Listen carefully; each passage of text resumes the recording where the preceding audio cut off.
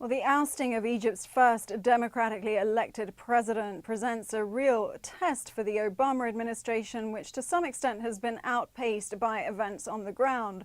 The White House now says it is studying what this coup might mean, whether in fact it's a genuine coup.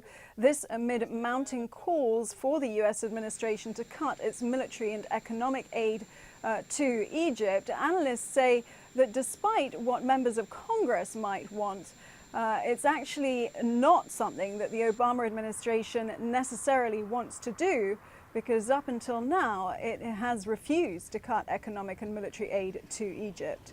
It's premature to suggest that we have taken steps, we're thinking about taking steps. I'm not going to get ahead of course, events on the ground, but clearly assessments would be made based on the facts on the ground and choices made by all parties. Well, the dilemma in Washington has been divisions between those who have supported former President Morsi in the hope of long-term democratic reforms and those who have been calling for his removal for months. And that really reflects the dilemma that Washington faces, how to find a middle path in positioning itself in Egyptian politics. Charles Dunn of Freedom House is one of 43 NGO employees who was convicted by an Egyptian court as part of a crackdown last month. And he says that the administration's mistake has been to align itself and get too close to the former Egyptian president.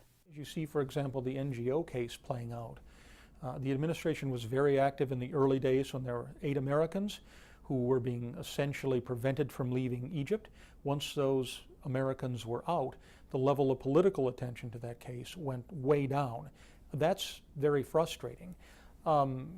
When there was the constitutional declaration by President Morsi last December, in which he essentially seized all executive and judicial powers for himself, the administration's reaction was very muted.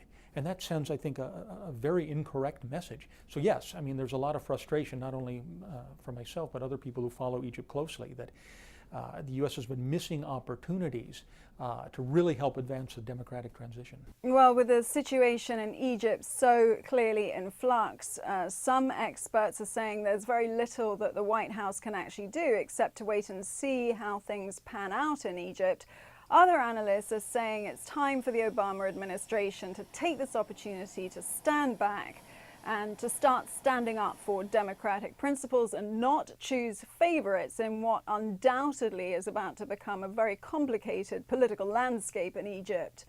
Nina Morepot, CCTV in Washington.